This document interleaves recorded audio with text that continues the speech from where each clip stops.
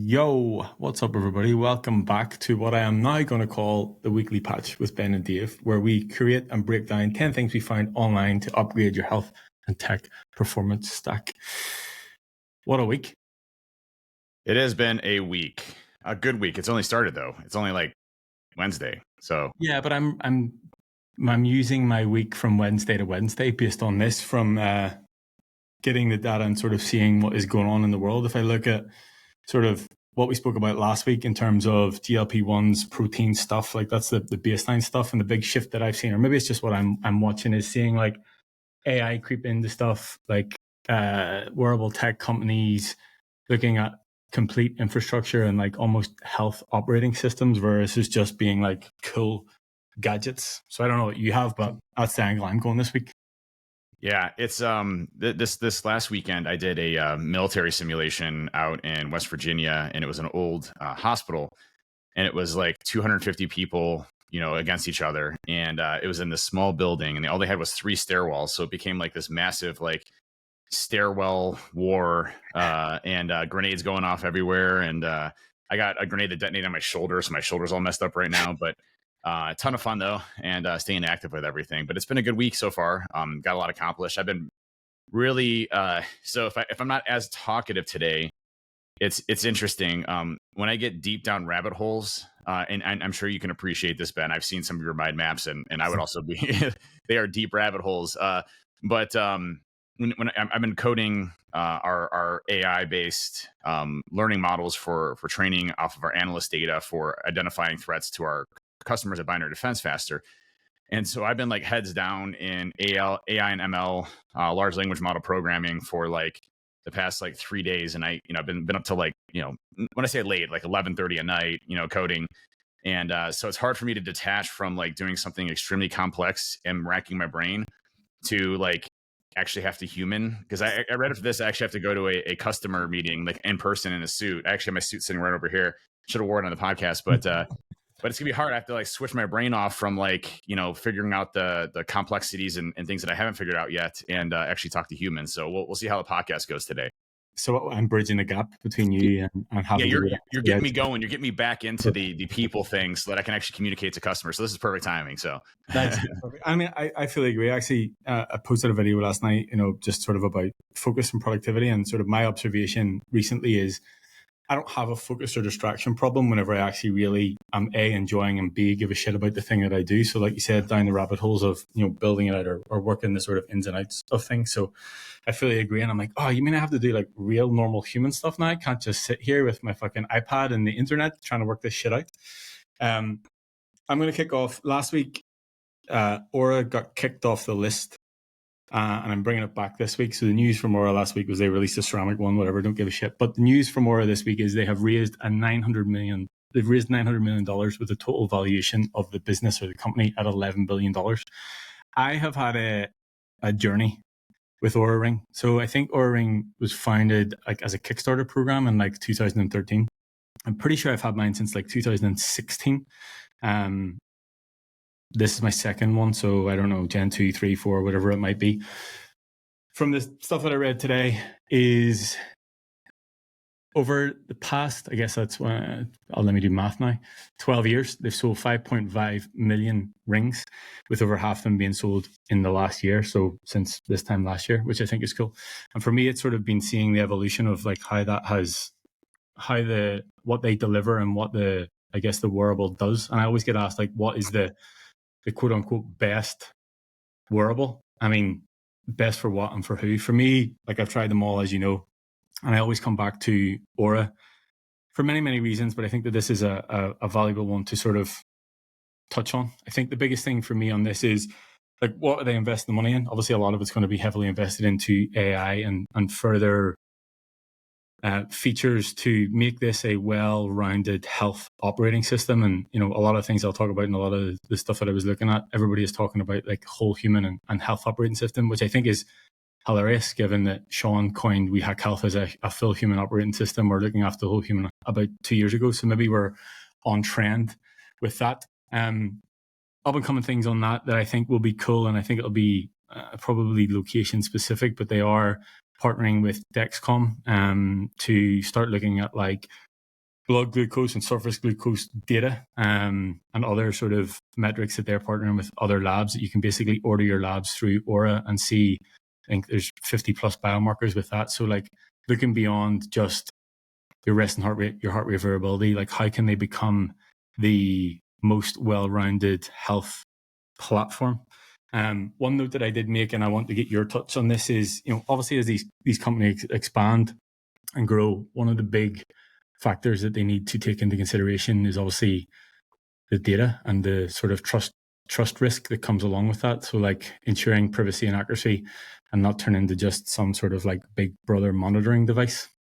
Yeah, we saw this with 23andMe, where 23andMe became a central repository for like, you know, your DNA, historical evidence, like, you know, where you originated from, all that good stuff, genetic coding, all that good stuff. And one, I think it got breached a number of times, and two, they were basically going out of business and were fire sailing off everybody's data. So you had to actually like go in and manually opt out and delete your data. And if you didn't do that, it was basically sold to the lowest bidder.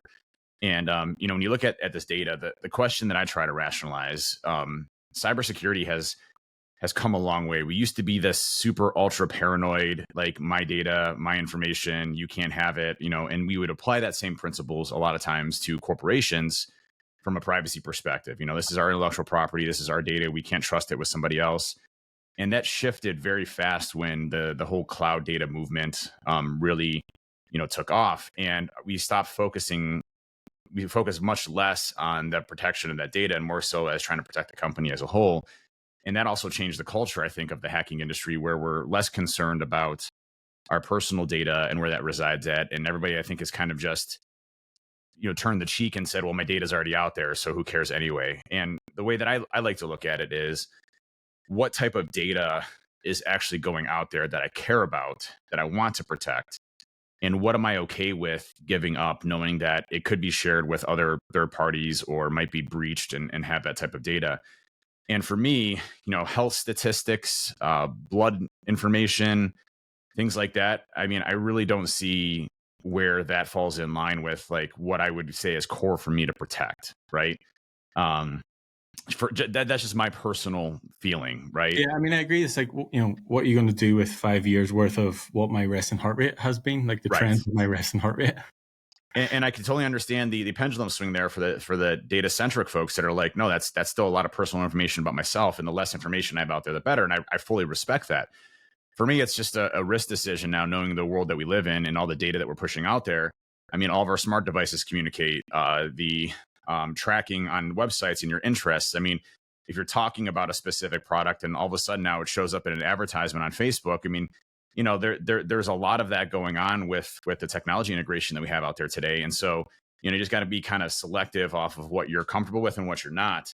And for me, you know, blood work and having it in a unified area that allows you to track biomarkers and how you can improve that, I think is very valuable and probably worth the risk to me. I don't see that data being, you know, used in a way that could be used to blackmail me or to compromise my infrastructure or to use that data in a malicious purpose. You know, I can understand if like, you know, you're a celebrity and you have like an STD or something and you don't want that public, like that could be damaging, right? Yeah. You know, but you know, for me, just being Dave Kennedy and, you know, who I am in the security industry and everything else, you know, business owner, father, everything else, the blood work to me doesn't make any difference. You know, they're probably gonna look at my data and be like, damn, you look good. You talk about your blood work on the fucking podcast anyway, so Yeah. you're putting it in the world. Literally, if you would just have to use AI to go through all of our podcasts, you'd have 5 years of data on my blood work anyway. So like, you know, does it really matter, you know, what I post out there on that side? But I do like the integration there. Ultra Human, I think, was one of the first ring ones to incorporate the blood work into that. And, you know, Oura, with the funding that they have, you know, I think is going to make it 10 times better of what you can actually check as far as like biomarkers, comparing that to your resting heart rate, blood pressure. I know it doesn't do blood pressure monitor, but you can incorporate that into there, taking the samples and putting it in there. That's why I kind of swung to Whoop at when they first came out with Whoop 5. They had the blood pressure monitoring in it, but what I noticed is it's still very beta. It would say like I would do a baseline and all my baselines would come in normal blood pressure. And then it would say later on in the day that I had high blood pressure. I'm like, what the hell? I don't have high blood pressure. So I go take a blood pressure monitor. My blood pressure is perfect. You know, I've always had perfect blood pressure. I take a ton of sodium. I love salt on everything, but I've never had high blood pressure. If I did, I'd probably cut that out. But One of those things, it's like, I think it's still very beta in a lot of cases, but I like all the data being able to have that. What I found though is I wasn't really using the data I was getting from Whoop to really help or apply anything that I was doing in my day. I still get all those stats as far as like HRV and everything else from my 8 sleep bed. So I get a text message in the morning saying, hey, here's your HRV, here's your sleep. And that's what I really care about is just sleep. And it's a funny story. So I was at Airsoft the other day in Medina, and one of the kids, he's like, hey man, I've been trying to lose weight and I'm tracking all my calories, but I'm not able to lose weight. And I was like, okay, well, he's about my height. He's like 6'2", 6'3". I'm 6'4", by the way, so I'm taller than him, but he's close to my height. And I think he was at like 260 or something like that. And he wants to get down to like 220. And he's like, I've cut my calories back down. I'm like, well, what's your calories at today? And he's like, well, 2,300. And I'm like, well, why did you pick 2,300 as your benchmark? And he's like, well, my Apple Watch is telling me that I'm burning 2,800 calories a day. So I went to 2,300 to be in a deficit. I'm like, well, first of all, just so you know, like that the accuracy of that Apple Watch can be anywhere between 20% off to 95% off as far as what your calorie burn is at. He's like, what, really? I'm like, yeah. So when you do cardio, and it says like, your heart rate is at an elevated rate and you burned, 1,000 calories, you probably burned 300 calories. And that was kind of mind blowing to him. So I'm like, you want to, at your height and weight, I'd probably go down to like 2,000 calories, and then see if that starts to work. And then as you get leaner, you're going to have to go down more in calories because you have less body weight to go. And that was like an epiphany for him. Right. So these wearables can be a crutch as well if you don't know how to interpret the data properly to get you to a point to where you want to get to your desired results, whatever that is.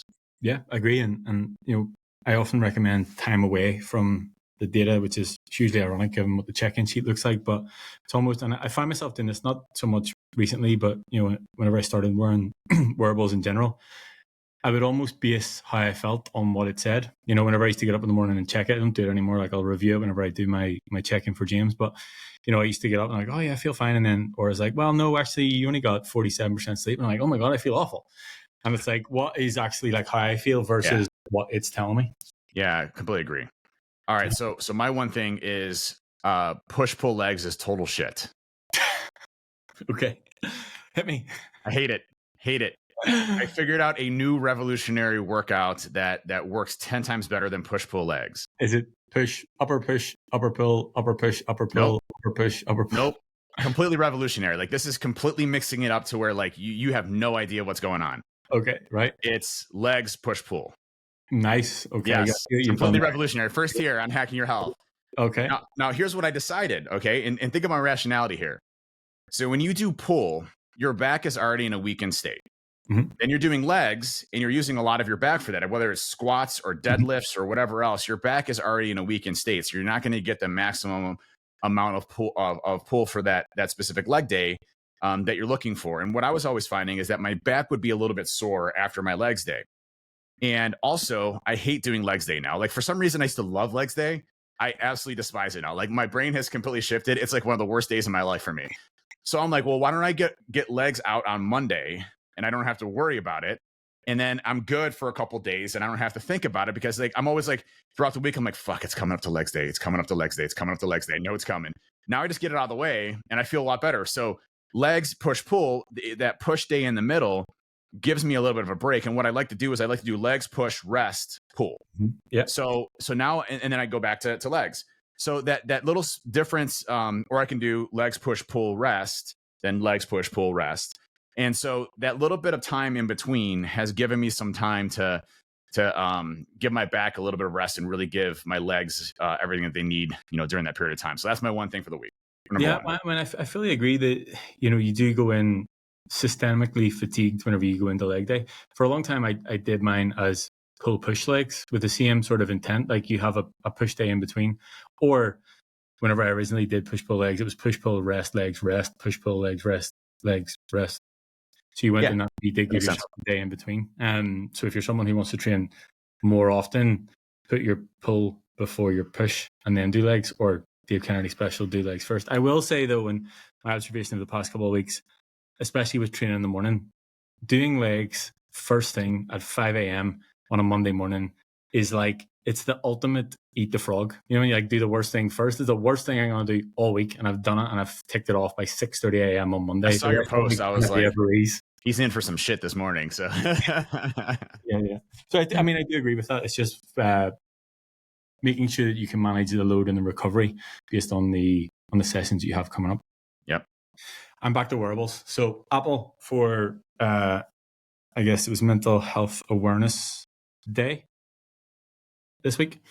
They released a mindfulness award for Apple Watch users. So basically, I guess a gamification, which I think has its pros and its cons of, I think it's like taking 5 or 10 minutes to do or go through some sort of mindfulness, whatever way, I don't use it, but whatever way they have it on the app. And again, I think this comes back to looking at it from a whole human approach, where they're not just concerned about total calorie burn or, what your heart rate is or how many, steps that you did. It's like, okay, right, how can we incentivize the mindfulness piece as well? And I think it's important because, number one, it gets overlooked. It's good for the gamification because, people and either it's MyFitnessPal score or, the score streak on Peloton or closing the rings on, whatever app it is that you're using. So it's definitely something that I think will drive people more to do it. I think the problem then becomes it's gamified and do people actually begin to take it seriously? But I think, they're starting to integrate things like mood trackers, which I think will be an interesting play, because if you think that they're almost like trying to correlate that data around your mood, is the future play predictive mood based on other factors and triggers based on other data that they correlate? That makes sense. Yeah, I mean, wearables, I think, are a great baseline for you to be able to do stuff. Like as far as tracking steps and being able to look at like your overall sleep schedule, your recovery schedule, like all that stuff, to me, I think is great data. It's just how you use it. I think the people that, like I would find myself like going down deep rabbit holes, like, oh, my HRV is super bad today, so I need to take a chill pill, but I felt great and I felt like I could push super hard, right? Or it told me I was burning 10,000 calories, and so I need to eat 10,000 calories. It's just I think data is a good thing to have. Like my biomarkers are a great example of that. Whenever I see a biomarker and I'm like, oh my god, my bun level went up 0.00001%. What happened? Well, time of day makes a difference. What you ate the day before makes a difference. Like, that is that 0.0001% actually an indicator that something's wrong, with your kidneys or liver? Or, is this, just a different part of the day, or your testosterone levels? I might have injected on Monday and it's Wednesday and my testosterone levels are lower that day because the cypionate, esters are 6 days or 7 days. And so it's like, you have to be really mindful of those. And what you want to look for is trends. So if you're getting just total shit sleep over and over and over and over again, well, yeah, that's an area of improvement. If you're doing a workout and your heart rate isn't elevating to the way that you want it to do it, then you probably need to increase your intensity. Those are great data points to help you kind of accomplish those, and having something assisted to do that, I think is really awesome. When I'm doing my lifting routines, I rarely sweat profusely. I know you do, but I rarely sweat profusely when I'm working out, no matter how hard I work out, except for legs. Okay, so legs I do sweat a lot, but when I'm doing a push day, I barely sweat. I'm warm, but I don't sweat much and things like that. And I've always thought like, well, maybe I should push the tempo up a bit so that I'm doing things a little bit faster. But then I'm like, but I need that 3-minute delay to build 90% more muscle mass. So I'm like, so you got to be careful with what you're actually playing with. Yeah. What's the trade-off here? Yeah. But I mean, I do twice a day HIIT training, twice a week HIIT training, and that's good for my cardiovascular health and, my heart stats, my LDL and HDL balances, my ApoB, all that stuff comes back great. So I know heart wise, I'm at a lower risk at any type of cardiovascular issues. And so my goal is like, hey, I want to look big and jacked and, lean and all this other stuff. And, so am I accomplishing those goals? And I can say unequivocally, yes, I am. So I'm good with where I'm at. So. Yeah, but I think to your point, it's what you can do, or your ability to understand the data, and also looking at what's actually relevant, because there's obviously an excitement around these wearables, and everybody just wants to put every feature into every device ever, so that it's like the most well-rounded thing. And it's like, yeah, some of that is cool, and I've been down the rabbit hole of looking at all the information and like, oh, how can I improve this? One completely arbitrary metric that doesn't really mean anything on this 1 week specifically, versus being. Even if I am able to look back on Oura, I can look right back until I first had one, and it was interesting. I was over with Matt and Sarah, like even being able to see the shift in, my sleep metrics over the years, and like how that sometimes they went to shit, and what that, what the impact of that was. So it's be able to look at it historically and sort of seeing just improvements over time versus the random anomalies that could present themselves. Yep.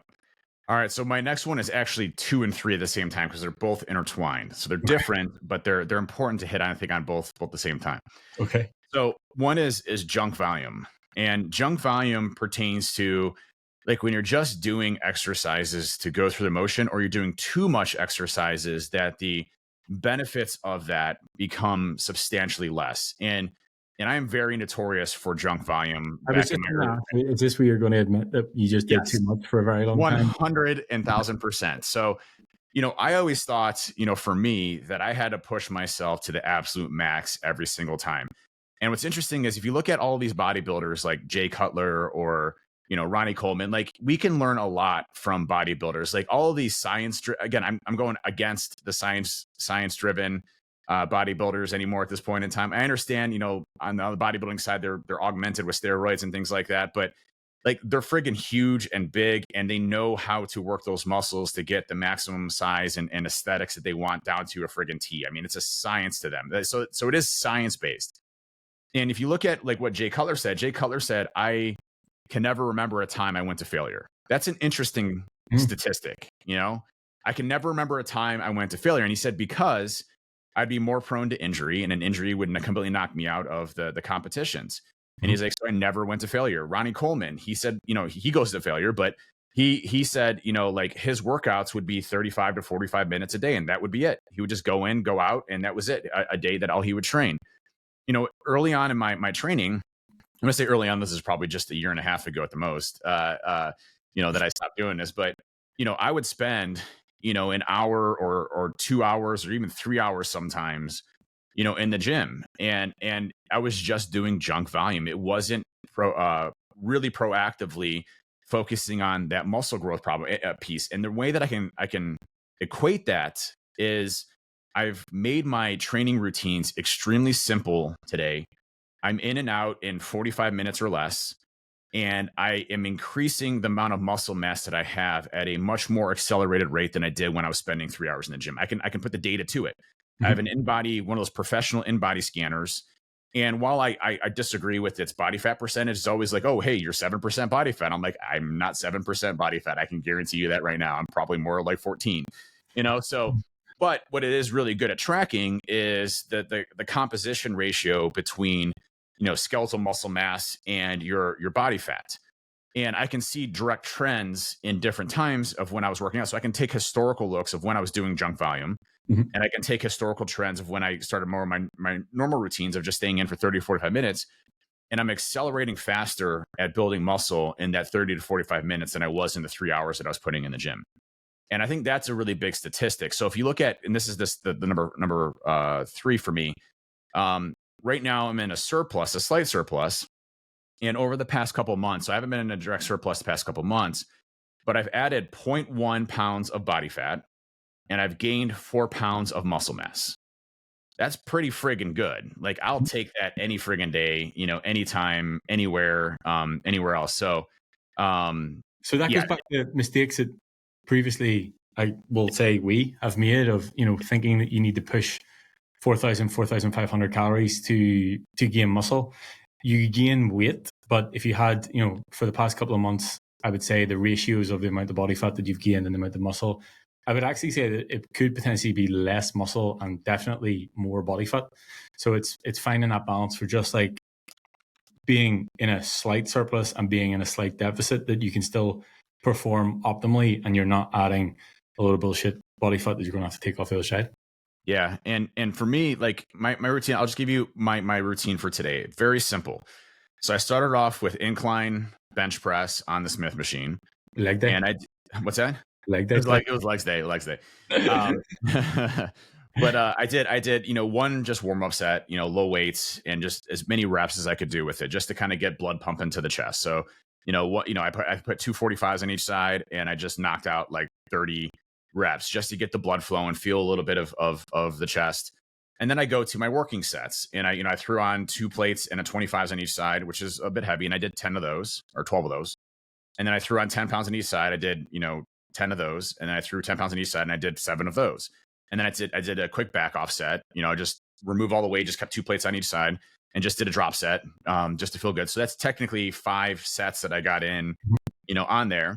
Then, that's my main work. Usually my big compound movement, I don't throw in any other supersets or things like that.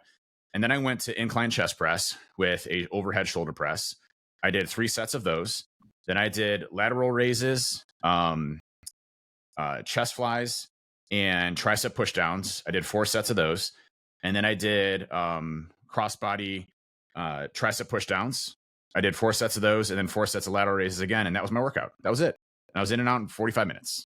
So like that to me, I'm getting, what is that, 5, 6, 7, 8, 9, 10, 11. I'm getting 12 sets per muscle group, for that specific workout. And that's ideal. And then, I'll usually hit chest again later on in the week. So I try to get, 2 of each body group in a week. So I'll be around the 20 to 24 sets, a week mark, which is the higher threshold for muscle building. But before I was doing 40, sets a week, and, with a lot more heavier weights and things like that. And I was just noticing my recovery was super shit and slow. I was always hurting, I was just fatigued all the time. And this allows me to just really plow through, especially in the morning. I'm not exerting 3 hours of lifting weights and feeling like total crap in the morning. I got enough energy to get me throughout the day, and I can just push myself moving forward. And again, the data speaks for the results. 4 pounds of muscle mass in 2 months is pretty damn good. So. Yeah, agree. We've definitely dialed that in for sure. I want to just touch on the bodybuilding thing and give Callum a shout out. So as you know, and many know, Callum, one of my original online coaches and mentors, he had 2 athletes at the Olympia in the past week, and his One Punch Naz is the guy's name. He finished 5th in the men's classic physique, which to me is just a cool, seeing Callum's evolution from when I first met him fucking 10, maybe 12, 10, definitely 10 at least years ago, and how far he's come. And, it's the highest ever ranking for somebody from the UK in the men's classic physique. So it was cool to sort of see that. And yes, you can definitely learn a lot from bodybuilders and how they navigate things.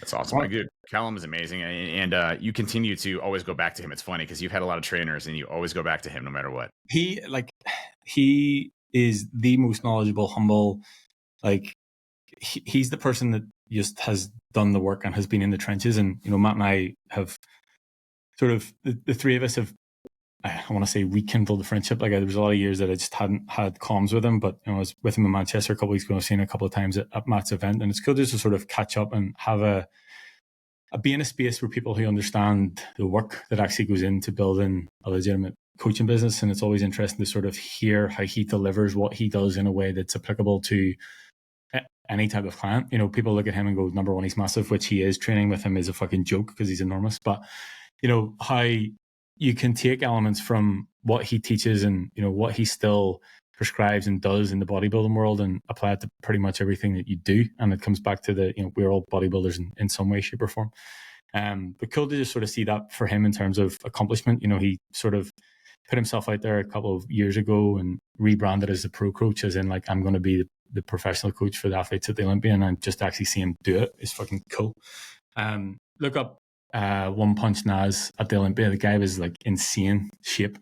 It was cool to sort of see that as well, because obviously this is the first year that Chris Bumstead hasn't been in that in a while, so it was good to sort of see what that battle looked like. My next one is around AI in health.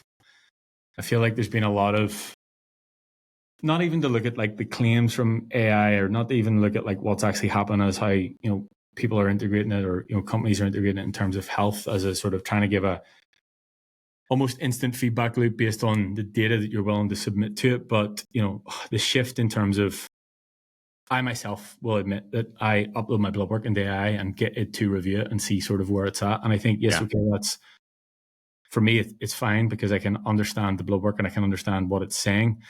And it's the, trying to find the line between people just using it and taking what it says for granted and the actual applicable knowledge of it and the actual benefit of is it a useful tool, or is it just something that could be a continued distraction, and there is still a need for like an actual human to be able to review data and like look at actually what's going on based on like on the ground work?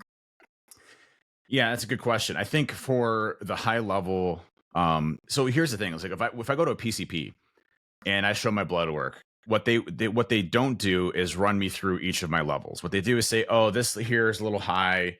We can give you medicine to do this, or you need to change this and do this differently. And he said, let's reevaluate next time. This is a little high. They don't paint a whole picture of or comprehensive time frames of that. So they don't look at like your previous one and say, oh, based on last one versus this one, you're improving here. So keep doing what you're doing. And I think, when you have something like AI that can, comb through a lot of that data, and this is really where I think the medical industry is heading towards, is AI assisted humans. And there's actually a study that they did, which is really interesting. So they did one of the top doctors, I believe they were like one of the top like generalized doctors, like a PCP, like one of the top ones in the country. And they pinned it against AI, but they gave the doctor also AI capabilities as well. So doctor assisted AI and the AI, do you know who won that battle of who had the highest probability of detecting, specific issues? Still the AI? The AI did. And there's a reason for that. The doctor disagreed based on cognitive bias of the AI's assessment, and gave a different opinion based on his thoughts versus what the data actually showed. Thought that was really interesting. But I do think that when you look at comprehensive analysis, because what AI is extremely good at is taking all of the studies, taking all of the data that we have, and then applying what you have to that to be able to look for indicators specifically in your environment. And that's where I think the medical industry needs to move towards, because it can say historically, you've improved your ApoB by 15%, which has reduced your all-cause mortality for cardiovascular risk by, that amount of percent, right? And so I think that the trending is extremely important, but also, if you notice like these three things are off whack, well, maybe you have an issue with your kidney that you didn't have, or, like some doctors will say, like I had a elevated bun ratio one time. I was like, hey, is that a cause for concern? He's like, no, unless I see it spike to like 1,000%, I don't really care about it. I'm like, well, that doesn't sound right. Like, like why is my bun levels going up? So, it's one of those things where I think, doctors really need to do a better job of looking at historical training analysis, leveraging AI as part of that. And I do the same thing. As soon as I get my blood work done, it's getting uploaded to ChatGPT. I'm taking a look at it, and I'm comparing it to the previous one that I also did as well in the one tab, and saying like, hey, where have I declined at? Is this age related? Is this, something else I can be doing in my life to try to prevent this from getting worse so I can reduce my risks? At the end of the day, that's what it's used for, and that's what it should be used for. And I think it's great. Yeah, for sure. All right. My fourth one is I've been going down a rabbit hole of just understanding why we have such a obesity problem here in the United States. And it really is largely the United States. If you look at other countries, we don't see the levels of obesity all across the world. And I thought a good data study is can we look at different groups within the United States and see which ones are more prone to obesity and which ones aren't? And I found an interesting study that was about the Amish. And so the Amish are kind of like I don't want to say fringe, I think it's the wrong term, but more of like a traditional Christian group. They don't believe in a lot of technology. They use horse and buggies and things like that. And I think there's different types of Amish as well. So some kind of use technology, some don't. They're amazing at building houses, especially here in Ohio. We have amazing Amish folks. Amish built our house. And so, they're amazing at the masonry type of stuff. But interesting enough, if you compare Amish statistics, so less technology, more active, less processed foods, more whole foods across their diets, they statistically across the board are much less obese by astronomical percentages than the US population in the United States.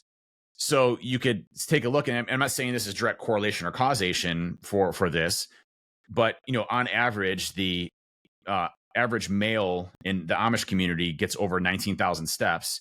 The average woman in the Amish country gets over 14,000 steps.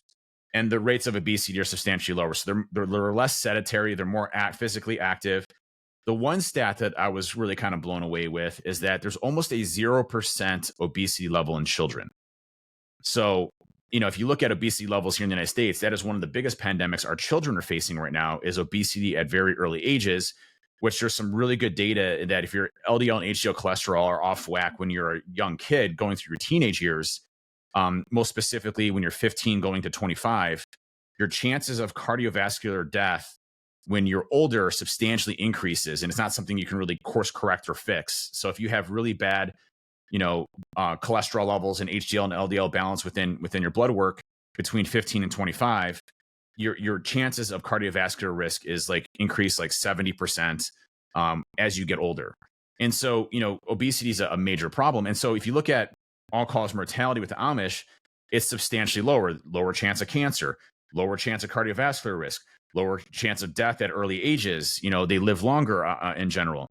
And I'd like to equate that to, and I can't say like, hey, I have the exact data that shows 100% this, but you can take a look at their lifestyle and what they do and compare it to our lifestyle and what we do. We don't have DoorDashes and highly ultra processed foods.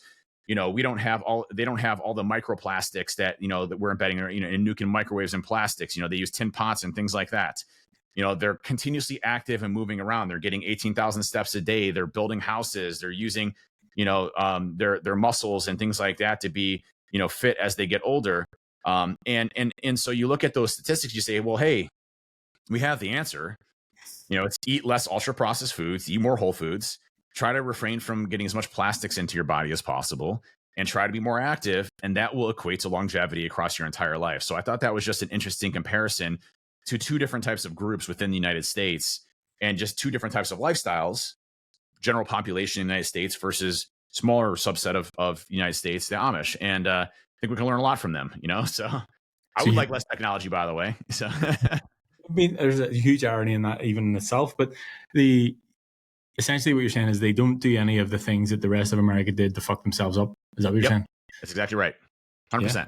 I think, and I don't think it's can pin it to one thing, but I think it's a combination of, less technology, more active, more whole foods. Like it's the whole thing. And even probably an environmental thing in terms of who and what they're surrounded with as well. Yep, absolutely.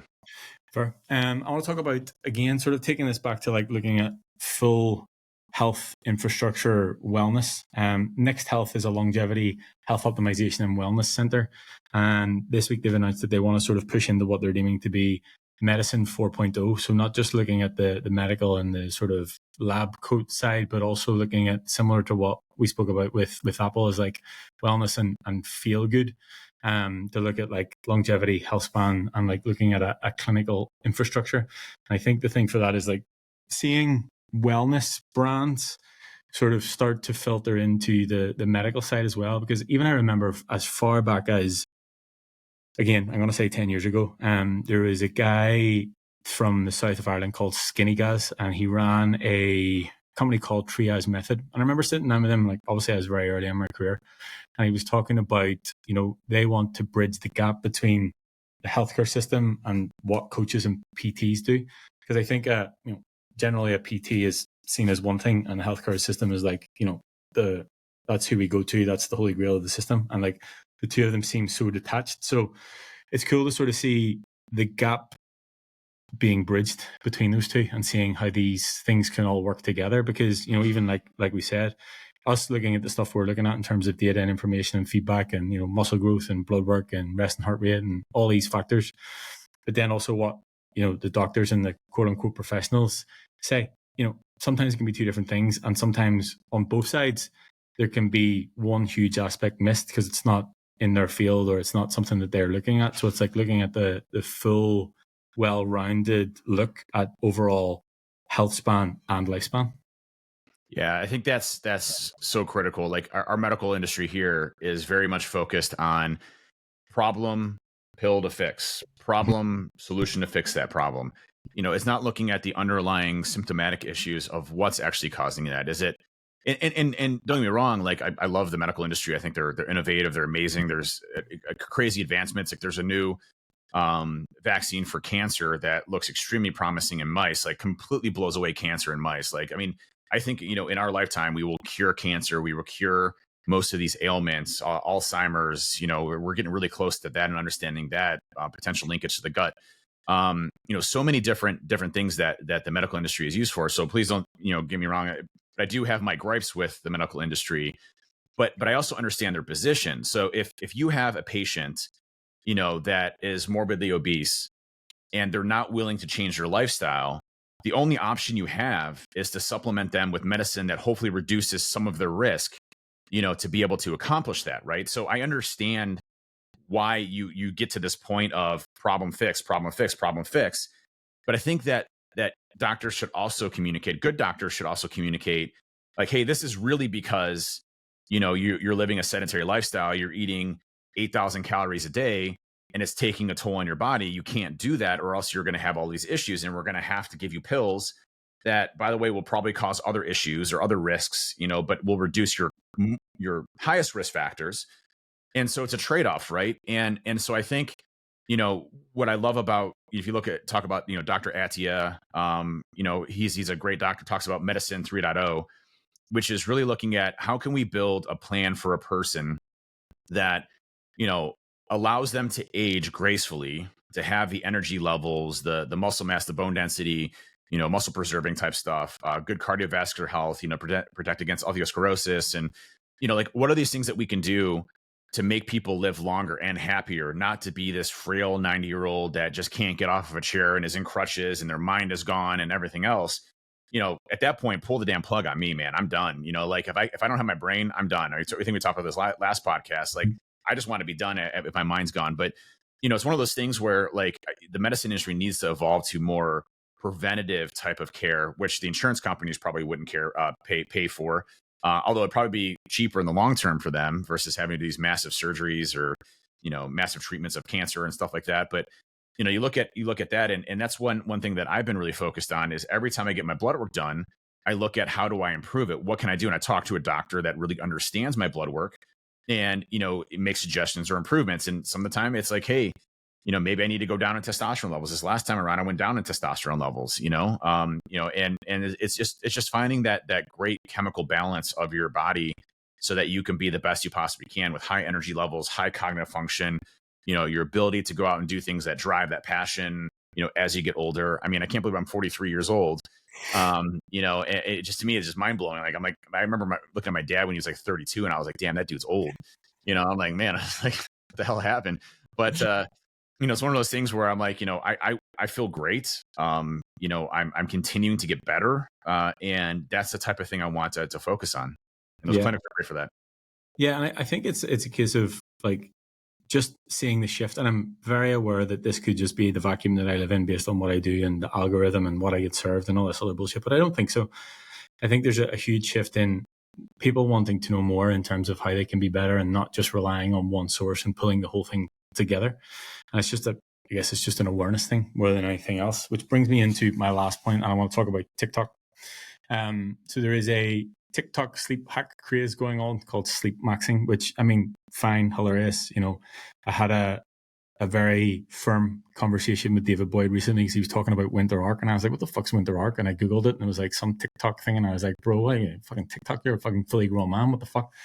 But essentially the sleep maxing thing is like basically how can we get the most out of our sleep? And yes, okay, it may be a trend and it may be, a fad or whatever. But I think even from an awareness perspective, because we've talked at great lengths about sleep and getting the most and, the best quality, and some of the stuff that's being posted is legitimate stuff that I would, dark room, cool room, quiet, all those things that we would talk about anyway. And it's backed by science. The other stuff is maybe more of the trending. I'm trying to sell something on a TikTok shop, nasal strip, mouth tape, all that other shit that comes along with it. And, all these pills and potions to make sure you get the best quality sleep.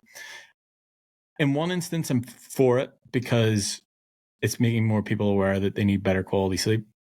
On the other side, we're then in that limbo of like, if we think about Brian Johnson, and there's a lot of sort of controversy around that, is like, how much of the quality of your current life are you reducing so that you can improve the length of your life? So how much time are you spending optimizing all those things to get these 0.001% so that you can have better focus throughout the next day? Like, how much time are you spending doing that stuff that's sort of detracting from actually just living your current life?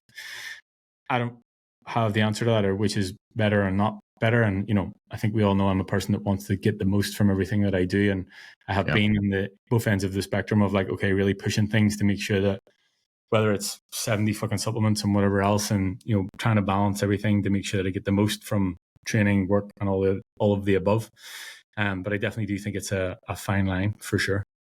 Yeah. And for me, like the trends that come up, like I used to get consumed by those too. Like I'd see Jeff Nippert or somebody else and be like, hey, you have to do this like backwards reverse bicep, curl that is going to give you 7,000% increased gain muscles and guaranteed, 70-inch arms. I'm like, well, hell, that sounds good to me, And you look at that and you're like, listen, I look like a complete idiot doing this at the gym.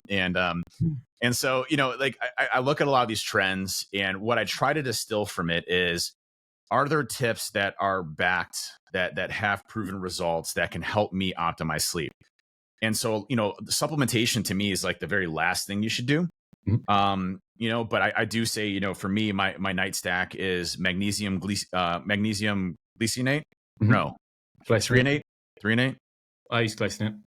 I think it's glycinate. Yeah, I get them all confused. I can't remember. It's the AM PM stack from Transparent Labs. So their PM stack, whatever is in that PM stack. Then I take glycine as well, which really helps with just sleep and general recovery and brain functionality, by the way. And that's my two things I take at night. That's it. I do take telmisartan, which is a prescription drug that really helps with balance of LDL and HDL cholesterol. It's more of a preventative. Again, longevity, heart has been shown in data studies to increase your reduce your chances of any type of cardiovascular risk. But for me, the sleep thing, the 8 sleep was probably one of the best investments I have ever made in my entire life, because it automatically adjusts to try to optimize my sleep as fast as possible.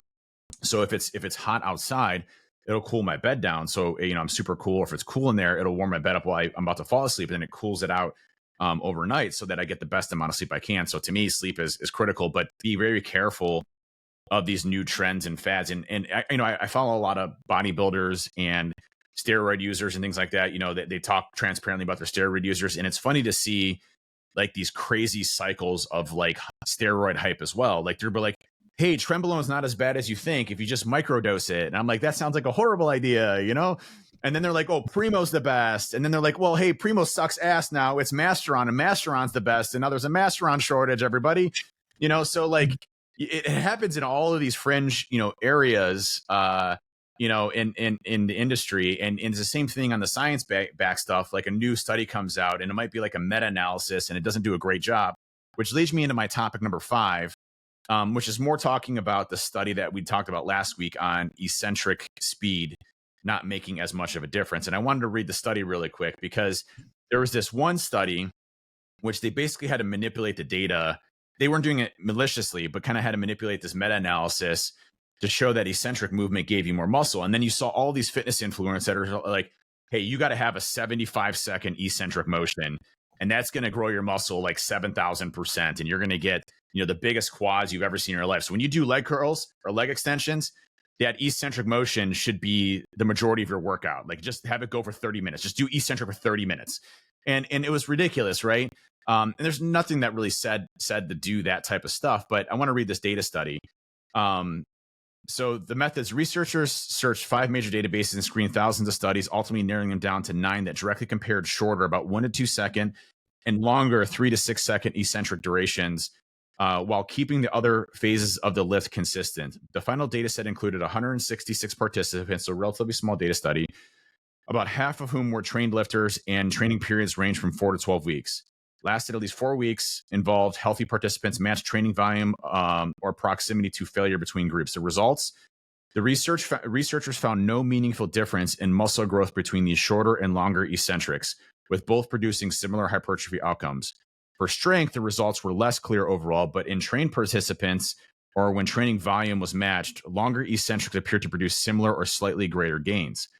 For jump performance, shorter eccentric consistency led to larger improvements in counter movement jump height. The conclusion: the researchers concluded that while eccentric tempo doesn't seem to matter much for muscle growth, it can influence other outcomes, and more research needs to confirm the effect of the population training step. So one thing I want to hit on that is, this makes perfect sense. We have 2 types of muscle fibers, in our bodies, fast twitch and slow twitch muscle fibers. Fast twitch being that explosive power, strength, growth that doesn't necessarily get to volume. And then you have your slow twitch fibers, which are more for your endurance, i.e. need more volume and size to be able to equate and handle that.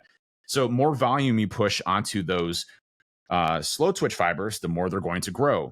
The more that you train explosive, powerful growth, the more that those fast twitch fibers are going to grow and the more powerful in strength you're going to be. And so when you look at volume and size, it's very convoluted because of those two different types of muscle fibers, one that doesn't necessarily grow that much in size and one that does. That's why you can, again, we'll go back to Anatoly. Anatoly looks like he's like a $135 and the dude deadlifts like 700 pounds, right? He focuses very much on those fast twitch fibers. He doesn't care about don't get me wrong, he looks shredded as hell and great, but he's not a big dude. Like if you saw him walking around, you'd be like, that dude's a bodybuilder, or he can deadlift 700 pounds. You'd be like, that dude can deadlift like 250, and he deadlifts 700 pounds. And so you look at that and you say, okay, like how do I incorporate that data into my training? And the biggest thing is I would say is it basically said there's really no difference between eccentric and concentric. Train how you want. Train what is most comfortable for you, as long as you're putting in the volume, that time under tension, and the close to muscle failure as possible to get you that size and growth and that the gains that you actually want to accomplish with it. So, for me, I still incorporate tempo.